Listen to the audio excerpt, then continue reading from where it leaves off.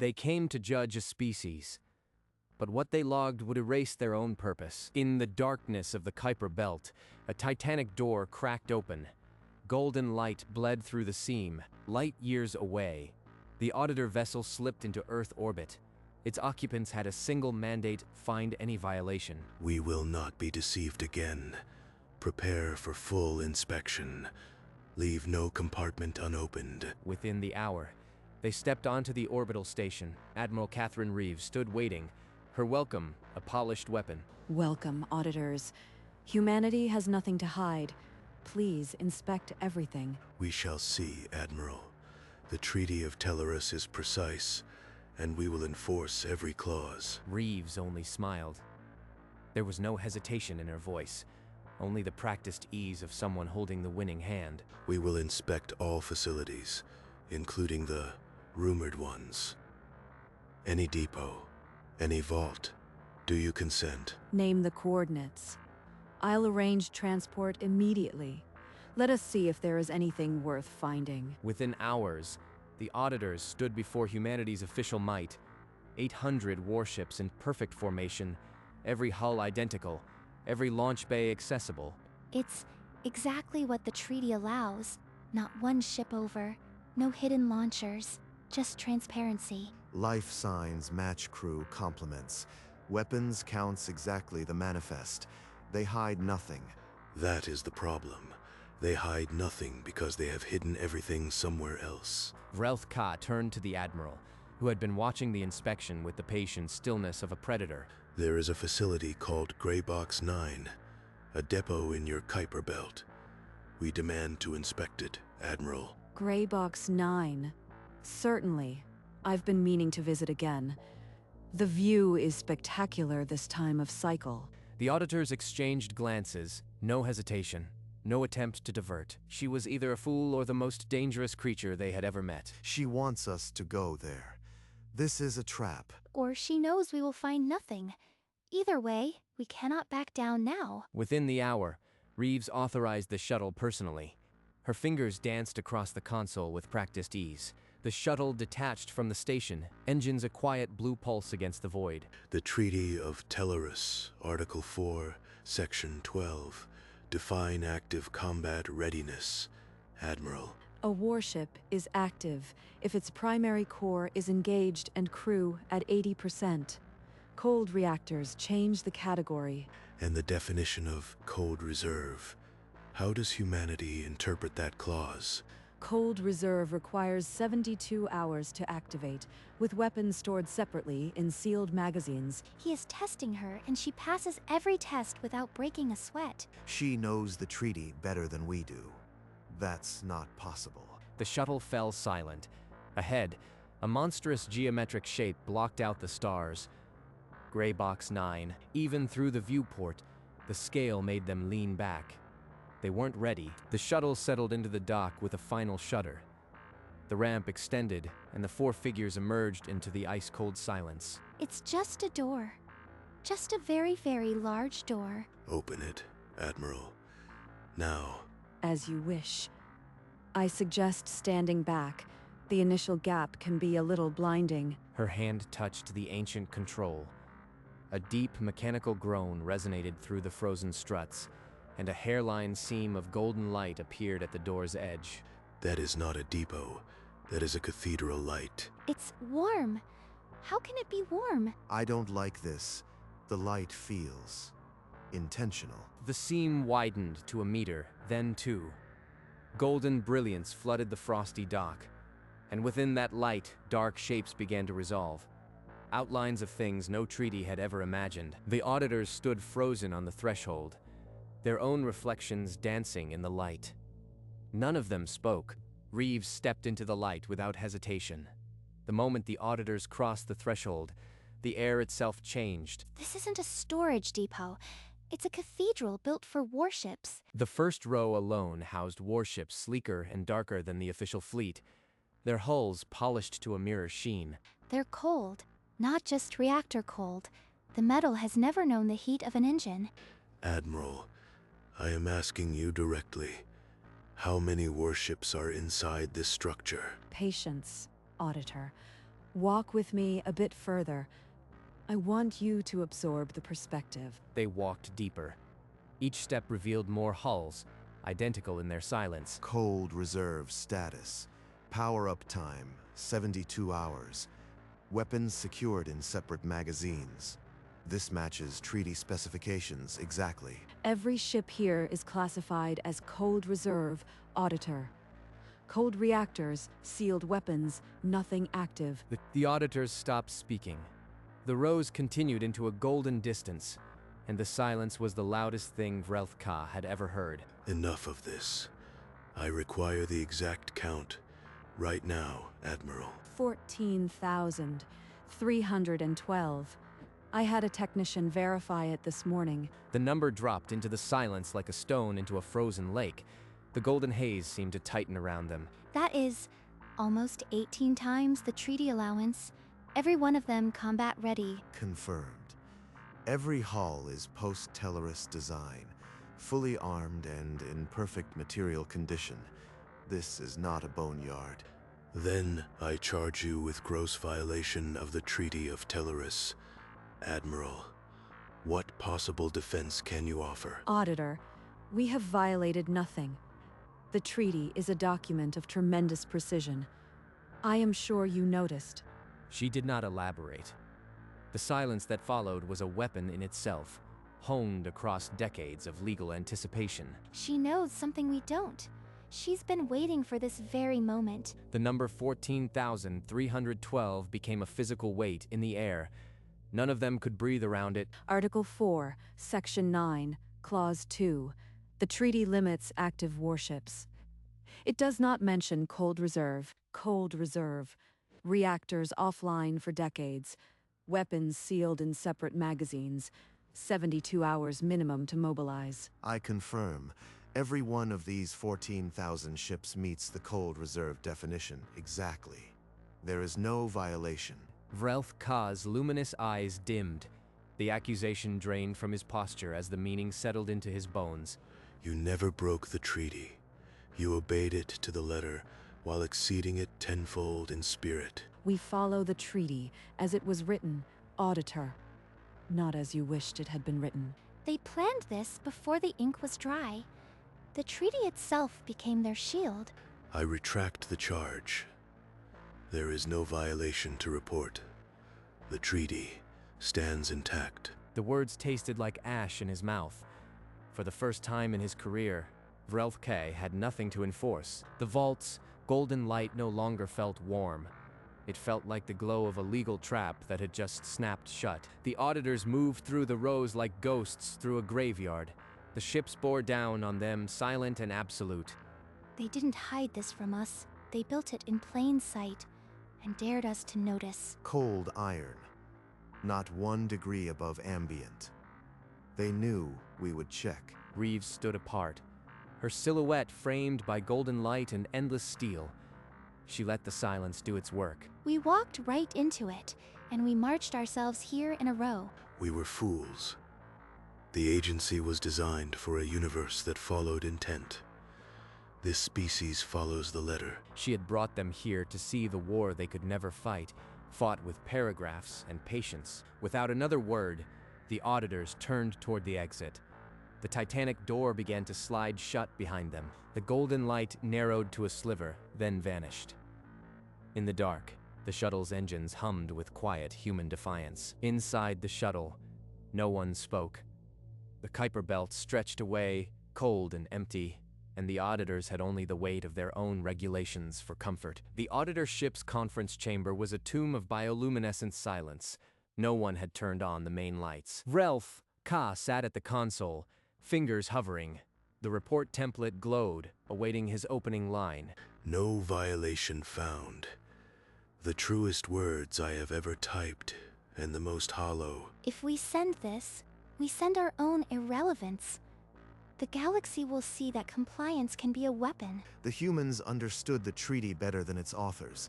Our entire agency exists to prevent what they've already perfected. The data logs confirmed everything.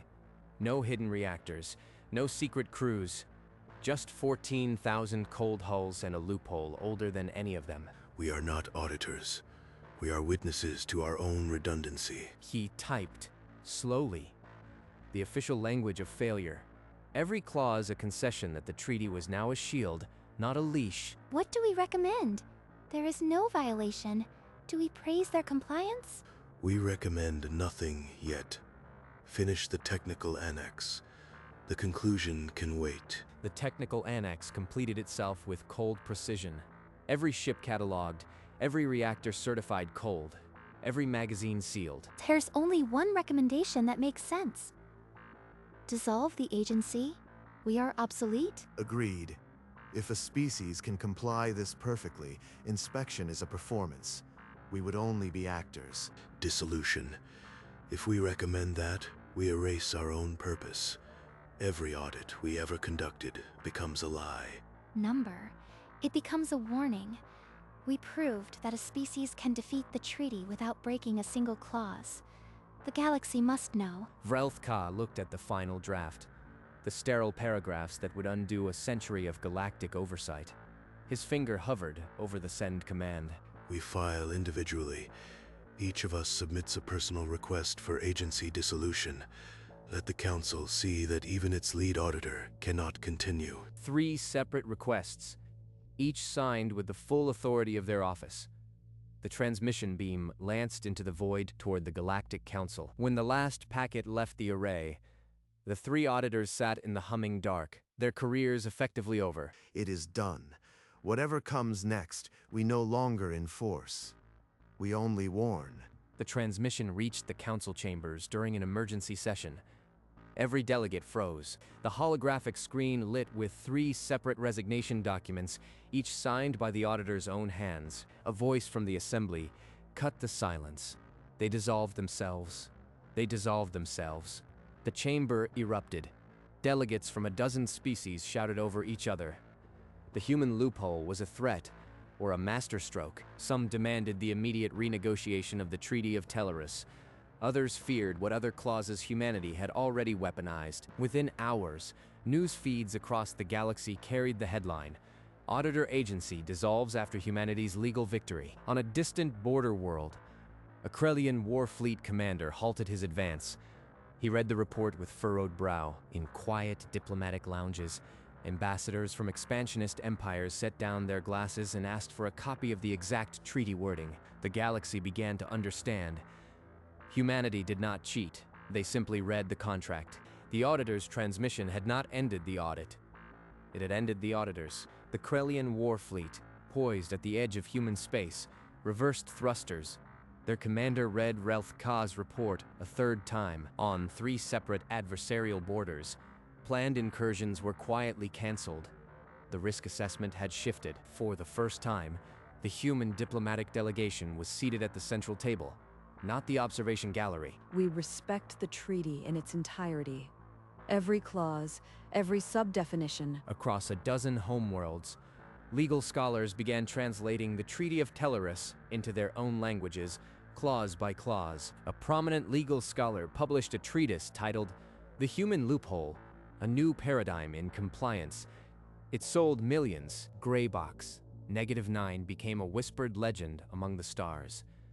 Not a depot, but a monument to legal precision. In a quiet diplomatic lounge, an alien ambassador leaned toward a human attaché and asked, "How many more clauses have you optimized?" Any treaty is only as strong as its definitions. We simply read the document. The galaxy was no longer asking if humanity had violated the treaty. They were asking what the treaty had never forbidden. Years passed, and the auditors did not vanish. They transformed. Vrelth-Ka published a memoir, handwritten on tactile sheets. Its title became a proverb. We deceived ourselves. Not an accusation, but a confession of our own blindness. The volume swept through diplomatic academies. Mandatory reading for young attachés. In a lecture hall on Solara Station, Yalara addressed a class of interspecies law students. You must read the words, not what you wish they said. Compliance is a discipline of exactness. Threxen stood before a military council of the Krellian remnant, pointing at a holographic star map. Do not assume you know the human limit. They will exceed it legally. plan accordingly. On a rare evening, the three former auditors met at a silent cafe overlooking the nebula. They spoke of old times, of travels, of the taste of this particular tea. None mentioned the vault. The vault had no need to be mentioned. The Galactic Concordium on Unity Station was the largest gathering of sapient species in a decade. Every delegate remembered the vault. Humanity's approach to interstellar law is simple. We keep our word. Every clause, every sub-definition, exactly as written. The applause was polite, but the room waited. They all knew which unwritten question hung in the air. A young journalist from the Andromeda Press rose. She quoted the treaty article, then asked, "Admiral, what advice do you give to species that must now negotiate with humanity?" Read the contracts. For 3 seconds, the hall was silent. Then, a wave of laughter and bewildered applause. The line was as simple as it was devastating. It became a galactic proverb within the hour. A Krellian ambassador, seated in the front row, leaned to his aide and whispered, "She is correct. The treaty is our own cage." Reeves stepped down from the podium, her exit as unhurried as her arrival. The auditor's warning had been replaced by the Admiral's maxim. The galaxy now understood. The documents were the battlefield, and humanity had already won. Gray Box -9 stood closed, a monument to warfare fought with commas and subclauses. 3 empires tried to mimic the Cold Reserve loophole. None possessed humanity's legal exactness. Scholars dissected the Treaty of Telleris, hunting clauses that could be turned to advantage. Cold Reserve diplomacy, the art of compliance as strategy, spread through council debates. Human diplomats became the most coveted negotiators in known space. A human patrol passed a Krellian fleet. The Krellians held course, respecting the invisible math. The treaty had become a shield and a spear, without a single shot fired. In alien war rooms, analysts warned, account for every clause, then account again. Yilara's lectures streamed across a dozen species. The Gray Box precedent had created a new science. The vault in the Kuiper Belt remained. The letter of the law was the highest law. A Kryn war fleet, fresh from conquests beyond the rim, pressed toward human space. They had never heard of Gray Box -9. On the bridge, a scarred Kryn commander pulled up the Universal Threat Database. A single file dominated the human entry. Vrelth Ka's analysis, the vault image, 14,000 cold warships, the legal annex. He read the final line. They did not deceive us. We deceived ourselves. The silence on the bridge stretched. Without a spoken order, the lead ship's reverse thrusters fired. The fleet came to a halt, dead in space, meters from the boundary. Hulls groaned. None dared cross the invisible line. The human border held without a single active defender. The Kryn commander ordered a full retreat. He would not test what he could not measure. Far away, Gray Box -9 sat in the dark. The report had done its work. The galaxy's most feared species was not the one with the largest fleet. It was the one that understood the fine print. And in the silence of the Kuiper Belt, the vault simply waited for the next. On a desk beside a still-open copy of the treaty, Vrelth Ka's memoir lay finished. Its final line read, "We deceived ourselves." The 3 former auditors walked the quiet promenade, their strides easy, their silence companionable.